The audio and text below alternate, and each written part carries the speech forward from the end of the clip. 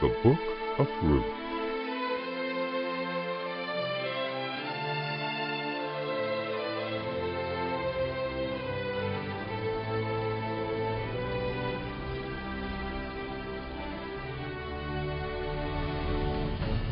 In the days when the judges ruled, there was a famine in the land. So a man from Bethlehem in Judah, together with his wife and 2 sons, went to live for a while in the country of Moab. The man's name was Elimelech, his wife's name was Naomi, and the names of his 2 sons were Mahlon and Chilion. They were Ephrathites from Bethlehem, Judah, and they went to Moab and lived there. Now Elimelech, Naomi's husband, died, and she was left with her 2 sons. They married Moabite women, one named Orpah and the other Ruth. After they had lived there about 10 years, both Mahlon and Chilion also died, and Naomi was left without her 2 sons and her husband. When Naomi heard in Moab that the Lord had come to the aid of his people by providing food for them, she and her daughters-in-law prepared to return home from there. With her 2 daughters-in-law, she left the place where she had been living and set out on the road that would take them back to the land of Judah. Wait, my daughter. Then Naomi said to her 2 daughters-in-law, Go back, each of you, to your mother's home. May the Lord show you kindness as you have shown kindness to your dead husbands and to me. May the Lord grant that each of you will find rest in the home of another husband. Then she kissed them goodbye, and they wept aloud and said, We will go back with you to your people. But Naomi said, Return home, my daughters. Why would you come with me? Am I going to have any more sons who could become your husbands? Return home, my daughters. I am too old to have another husband. Even if I thought there was still hope for me, even if I had a husband tonight and then gave birth to sons, would you wait until they grew up? Would you remain unmarried for them? No, my daughters. It is more bitter for me than for you, because the Lord's hand has turned against me. At this, they wept aloud again. Then Orpah kissed her mother-in-law goodbye, but Ruth clung to her. Look, said Naomi, your sister-in-law is going back to her people and her gods. Go back with her. But Ruth replied, Don't urge me to leave you or to turn back from you. Where you go, I will go, and where you stay, I will stay. Your people will be my people, and your God my God. Where you die, I will die, and there I will be buried. May the Lord deal with me, be it ever so severely, if even death separates you and me. When Naomi realized that Ruth was determined to go with her, she stopped urging her. So the 2 women went on until they came to Bethlehem. When they arrived in Bethlehem, the whole town was stirred because of them, and the women exclaimed, Can this be Naomi? Don't call me Naomi, she told them. Call me Mara, because the Almighty has made my life very bitter. I went away full, but the Lord has brought me back empty. Why call me Naomi? The Lord has afflicted me. The Almighty has brought misfortune upon me. So Naomi returned from Moab, accompanied by Ruth, the Moabite, her daughter-in-law, arriving in Bethlehem as the barley harvest was beginning. Now Naomi had a relative on her husband's side, a man of standing from the clan of Elimelech, whose name was Boaz. And Ruth the Moabite said to Naomi, Let me go to the fields and pick up the leftover grain behind anyone in whose eyes I find favor. Naomi said to her, Go ahead, my daughter. So she went out, entered a field, and began to glean behind the harvesters. As it turned out, she was working in a field belonging to Boaz, who was from the clan of Elimelech. Just then, Boaz arrived from Bethlehem and greeted the harvesters. The Lord be with you. The Lord bless you. They answered. Boaz asked the overseer of his harvesters, Who does that young woman belong to? The overseer replied, She is the Moabite who came back from Moab with Naomi. She said, Please, let me glean and gather among the sheaves behind the harvesters. She came into the field and has remained here from morning till now, except for a short rest in the shelter. So Boaz said to Ruth, My daughter, listen to me. Don't go and glean in another field, and don't go away from here. Stay here with the women who work for me. Watch the field where the men are harvesting, and follow along after the women. I have told the men not to lay a hand on you. And whenever you are thirsty, go and get a drink from the water jars the men have filled. At this, she bowed down with her face to the ground. She asked him, Why have I found such favor in your eyes that you notice me, a foreigner? Boaz replied, I've been told all about what you have done for your mother-in-law since the death of your husband. How you left your father and mother and your homeland and came to live with a people you did not know before. May the Lord repay you for what you have done. May you be richly rewarded by the Lord, the God of Israel, under whose wings you have come to take refuge. May I continue to find favor in your eyes, my lord. she said. You have put me at ease by speaking kindly to your servant, though I do not have the standing of one of your servants. At mealtime, Boaz said to her, Come, over here. Have some bread and dip it in the wine vinegar. When she sat down with the harvesters, he offered her some roasted grain. She ate all she wanted and had some left over. As she got up to glean, Boaz gave orders to his men. Let her gather among the sheaves, and don't reprimand her. Even pull out some stalks for her from the bundles, and leave them for her to pick up, and don't rebuke her. So Ruth gleaned in the field until evening. Then she threshed the barley she had gathered, and it amounted to about an ephah. She carried it back to town, and her mother-in-law saw how much she had gathered. Ruth also brought out and gave her what she had left over after she had eaten enough. Her mother-in-law asked her, Where did you glean today? Where did you work? Blessed be the man who took notice of you.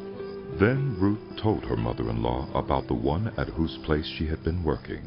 The name of the man I worked with today is Boaz. She said. The Lord bless him. Naomi said to her daughter-in-law, He has not stopped showing his kindness to the living and the dead. She added, That man is our close relative. He is one of our guardian redeemers. Then Ruth the Moabite said, He even said to me, Stay with my workers until they finish harvesting all my grain. Naomi said to Ruth, her daughter-in-law, It will be good for you, my daughter, to go with the women who work for him, because in someone else's field, you might be harmed. So Ruth stayed close to the women of Boaz to glean until the barley and wheat harvests were finished, and she lived with her mother-in-law. One day, Ruth's mother-in-law, Naomi, said to her, My daughter, I must find a home for you, where you will be well provided for. Now Boaz, with whose women you have worked, is a relative of ours. Tonight he will be winnowing barley on the threshing floor. Wash, put on perfume, and get dressed in your best clothes. Then go down to the threshing floor. But don't let him know you are there until he has finished eating and drinking. When he lies down, note the place where he is lying. Then go and uncover his feet and lie down. He will tell you what to do. I will do whatever you say. Ruth answered. So she went down to the threshing floor and did everything her mother-in-law told her to do. When Boaz had finished eating and drinking and was in good spirits, he went over to lie down at the far end of the grain pile. Ruth approached quietly, uncovered his feet, and lay down. In the middle of the night, something startled the man. He turned, and there was a woman lying at his feet. Who are you? He asked. I am your servant, Ruth.